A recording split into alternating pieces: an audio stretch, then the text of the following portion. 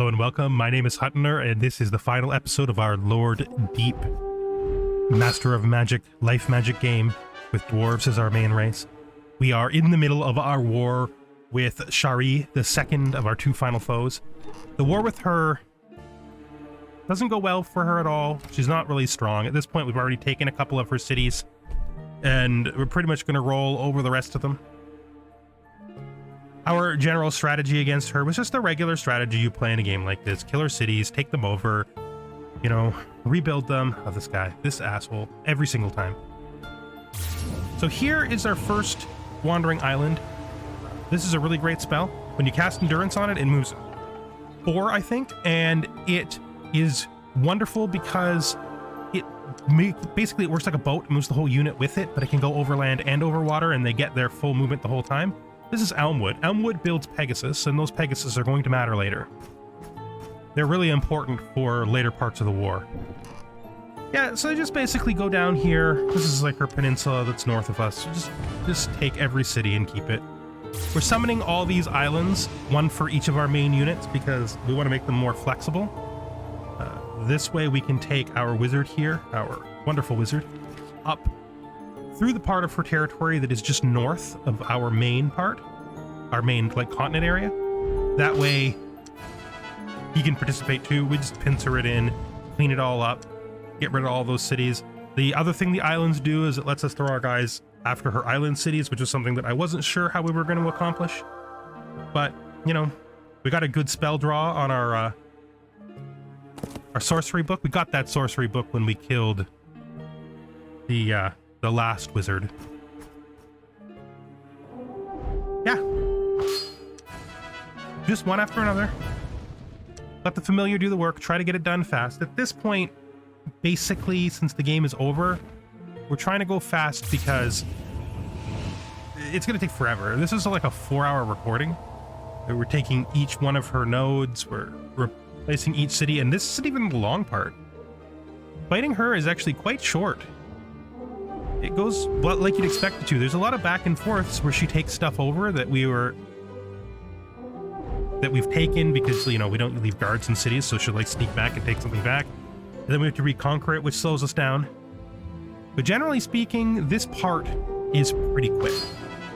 Just like move up, attack city, let the familiar run it, take it down, move up, attack city, let the familiar run it, take it down. Over and over again on repeat until she's done. She does have a cheeky city far to the south, but because we cast the spell, the nature spell, I can't remember the name of it right now. I wish I'd included it in the video. That reveals the whole map. We know where her secret base is. We know where her little backup plan is so that when she has a place to resummon herself to once her exile is over. We know. It's gonna come up in a few seconds. These ones here, this one and that one are her last two cities. She's basically done. Well, there's that one I was talking about, the hidden one at the bottom. Other than that, she's over. She's done. Nothing special. Nothing happens. There's no point in time where it ever appears like there's anything that she can do to harm us. We're pretty confident at this point that we have conquered the game.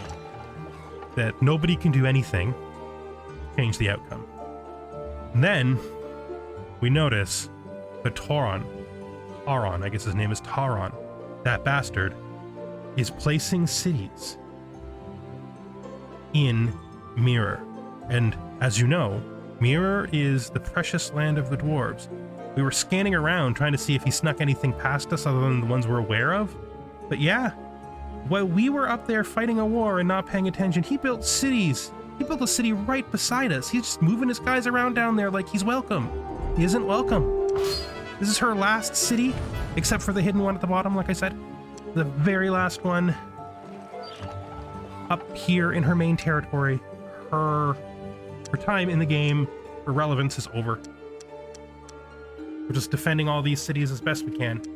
We don't want them to be easy targets for the inevitable war. There it is. There's her bottom city. That's a cheeky earthquake right there. We like those. It's not going to be the only cheeky earthquake either.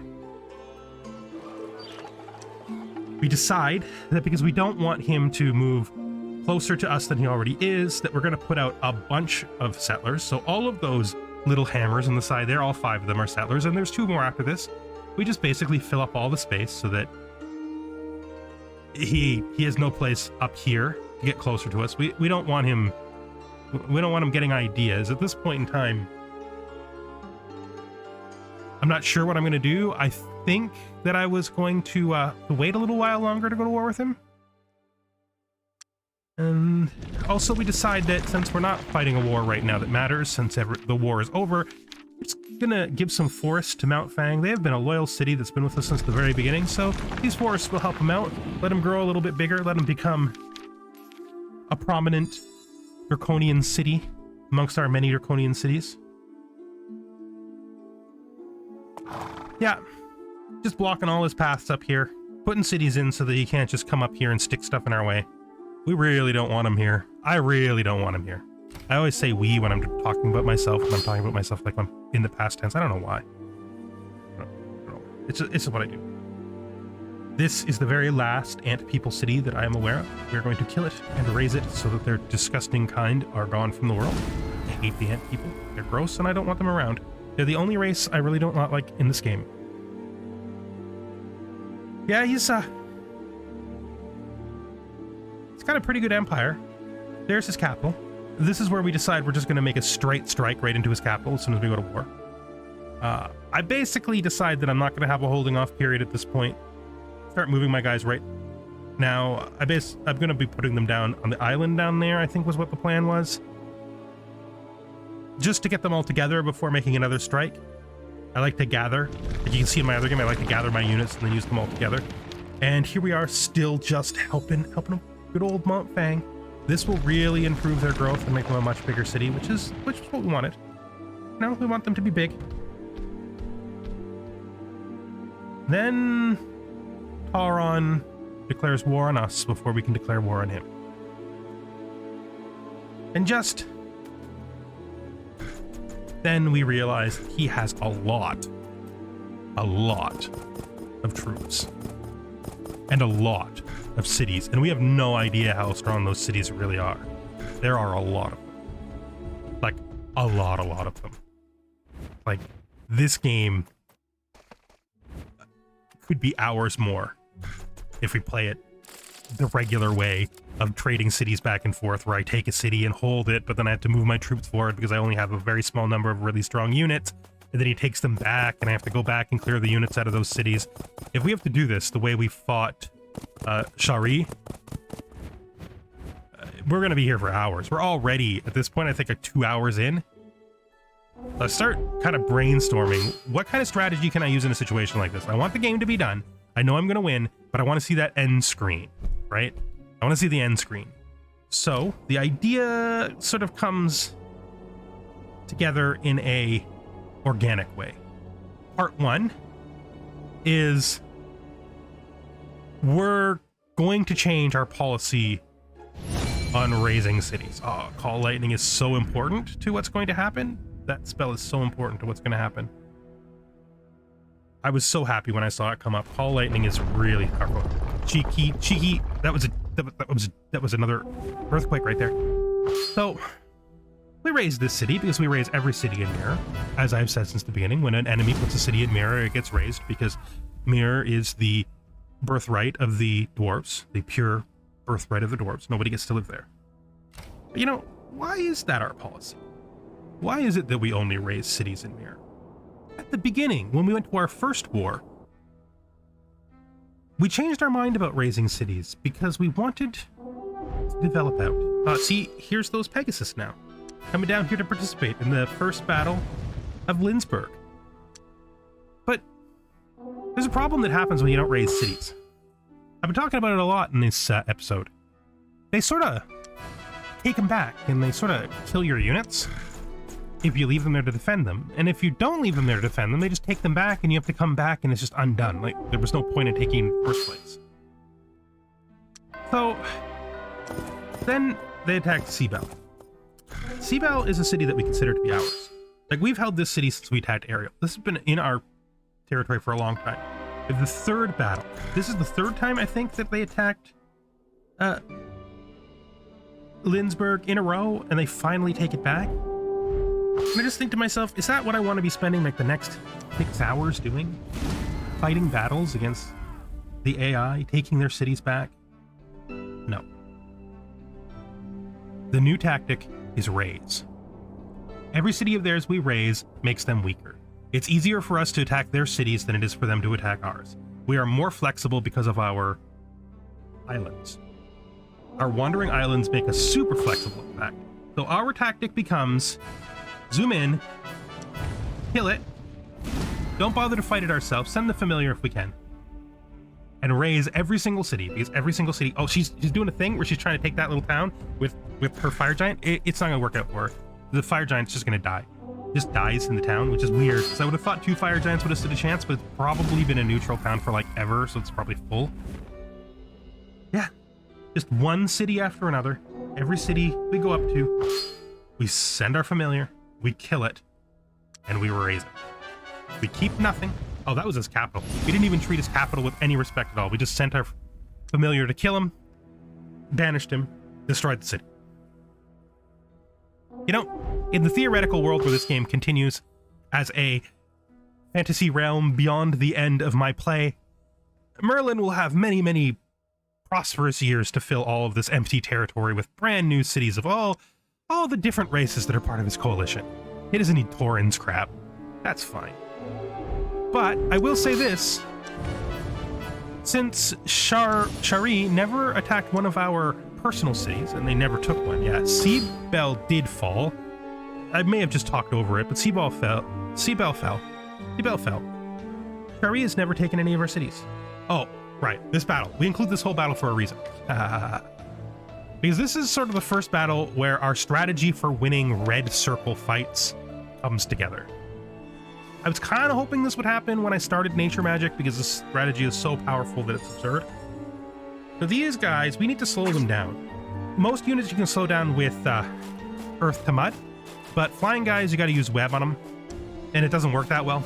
But it doesn't matter, because they only need to go a little slower for this to work, right? That first guy there, he broke out right away, but it's... Oh, right, we didn't get the first guy. Yeah, so we just back off. We got the webs on them. They're going to slow down. They're going to have a harder time catching us. And then we are going to cast the most powerful spell in the game. You saw when I researched it. I included it in the video. That spell is Call Lightning. It is not the most powerful spell in the game, but it is a super powerful spell when you're fighting things that do not have the ability to dispel effects on the battlefield.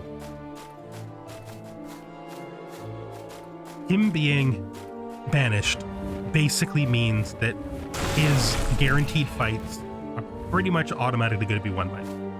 When the game is all like the units you have are not possibly strong enough to fight up what you're up against, I am just going to call lightning and slow them and run away.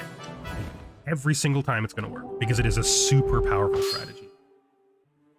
And yeah, that's the two things together. The two things that make this game both fast enough that I didn't feel like I was playing it forever, and, you know,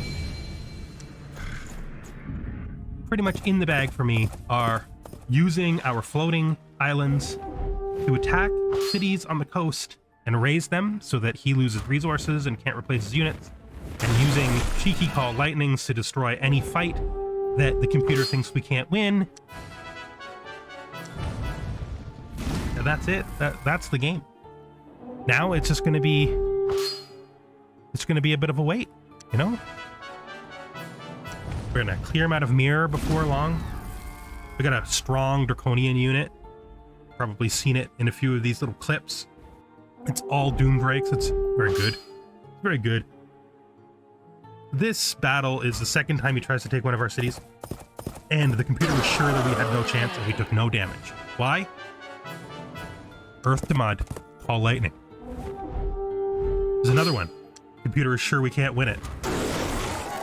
Earth to Mud, call lightning.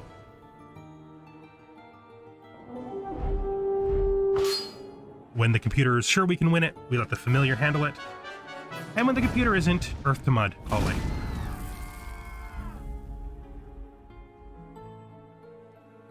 Yeah, they're trying to take my Freeburg, I think it's called. They're trying to take it bad. But oh, we're just gonna run in here and kill this settler. Can't let those settlers live. They'll hide them. I'll hide them, and you'll be like, why is there... I mean, it won't happen to me because I have a spell that revealed the map, but they'll hide them places, and then they'll build cities, and you won't know where they are. This fight against the hero, even though it said I was going to win with little casualties, I decided to fight it, and it didn't mean anything. We basically killed it. Just call lightning. Everything's called lightning now. It's such a cheesy spell. If there's one spell in this game that I think well, no, there's a lot of spells like that, especially when you're this late in the game. But call lightning, super strong against a banished wizard. Oh, that was a bug place. Well, we raised it too, so I mean, we're consistent. Yeah, we're basically fueling our rampage by turning our enormous amount of unspent money into 2,000 batches of mana. I think this is the last city in Mirror. 3 dragons are just gonna take these shamans here, these halfling shamans. Is where I surprisingly find out that shamans have halflings and not priests, which is a little crazy to me. I always found it weird that this game had halflings being an uncivilized race. You know?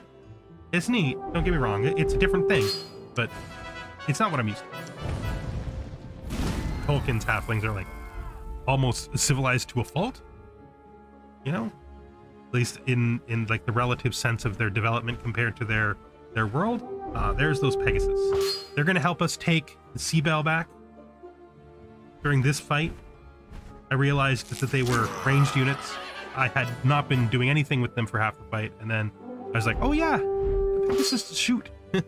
They shoot their bows. I should be using them to shoot their bows. I'm gonna kill this settler. Trying to sneak it up there. Exactly what I thought he would do. Sneak a settler up there and hide it someplace in Mirror. But we got him. That's the advantage of seeing the whole world. They're pretty done now. You know, it's the only reason we're still even talking over this footage is because we got to take sea. Is it seashell? I thought it was Seabell. Have I been calling it the wrong thing the whole time? That's either Seabell or seashell. It's one of those two things. That town they took from us that I didn't like. That they took. I like the town. The town's great. Yep. Those those doom drakes. Very nice. And yeah, he's basically out of cities at this point. I think he's got like 3 left or 4 left at this time. We're pretty done. Soon we're going to be starting to send our guys up. Yeah, we took seashell back. It is seashell. Now I feel silly. Seashell. Am I going to re-record this whole thing to correct the Seabell problem? No, I am not. Nope, not at all. That's not happening. He is done. This is the last town. So, just unironically, or ironically, it depends on how you take it. He finally summoned back on the very last town that he had around, and it wasn't even one of his cities, it was mine. And at this point, when we're fighting these fire giants, all of his regular units have died because he can't pay their upkeep anymore, so they basically start to just disband. And these magically maintained units are his last units on the board. Once this fight is done, the battle is over. There are a lot of really powerful, cheesy strats available in this game. It's one of the things that actually makes the game kind of fun, figuring out how you can use your spells to dominate. Especially, I enjoy situations where the spells let you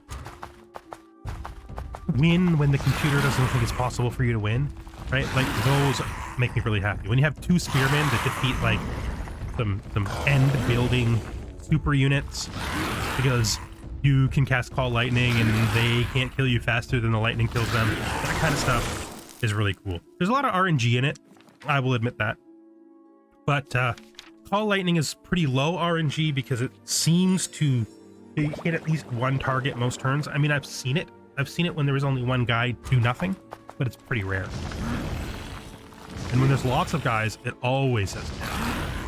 Like in this fight, the Call Lightning is what's going to win the fight. This isn't even the unit we wanted to fight this with. This is like the Doom Drakes and Shamans from the other world. He chose this fight. I brought all 3 of my remaining full-size units down to fight this, and I was going to fight it with my best unit, but he picked it, you know? He thought he could win this one, but just see those guys dying on the edge of the screen at the end of the turn.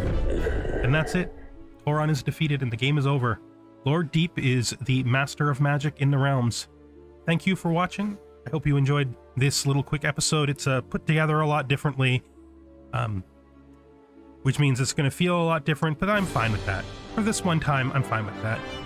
I hope you enjoyed the series. My name is Huntner, and I hope that you will try some other things on my channel. Thanks for watching.